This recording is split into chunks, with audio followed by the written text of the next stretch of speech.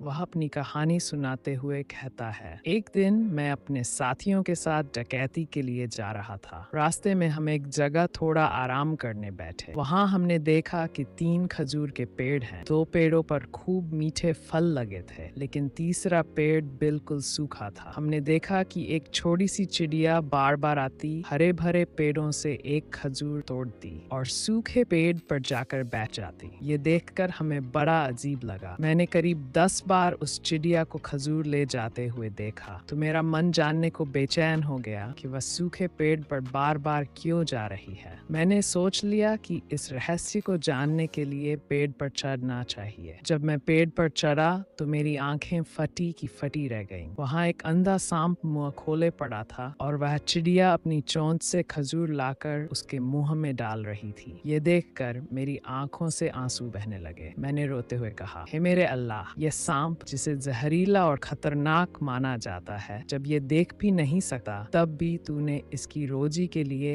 एक छोटी सी चिड़िया भेज दी। फिर मैं तो तेरा बंदा हूँ जो तेरी एकता को मानता है। भला मैं तेरी दया से कैसे मायूस हो सकता हूँ? मैं कैसे लोगों की दौलत लूटकर उन्हें नुकसान पहुंचा सकता हूँ? ये सोचकर मैंने उसी पल अपनी तलवार तोड़ दी, जो लोगों को डराने और लूटने के लिए इस्तेमाल होती थी। जब मैं अपने साथियों के पास वापस आया तो उन्होंने मेरी टूटी तलवार और आंसू भरी आंखें देखकर पूछा, तुम्हें क्या हो गया है? मैंने कहा, मैंने अपने रब से तौबा प्रायश्चित कर लिया। अब मैं बस इंतजार कर रहा हूँ कि मेरा अल्लाह मेरी माफी कबूल कर ले। इसके बाद मैंने उन्हें पूरा वाकया सुनाया। ये सुनकर मेरे साथियों के दिल भी पिघल गए। उन्होंने भी अपने अपने हथियार तोड़ दिए, लूटी हुई चीजें वहीं छोड़ दी और सब अपने अपने घर वापस लौट गए, नई जिंदगी शुरू करने के लिए। इस तरह एक छोटी चिड़िया की रहमत ने पत्थर जैसे दिलों को मोम बना दिया और डाकुओं को नेक इंसान बना दिया।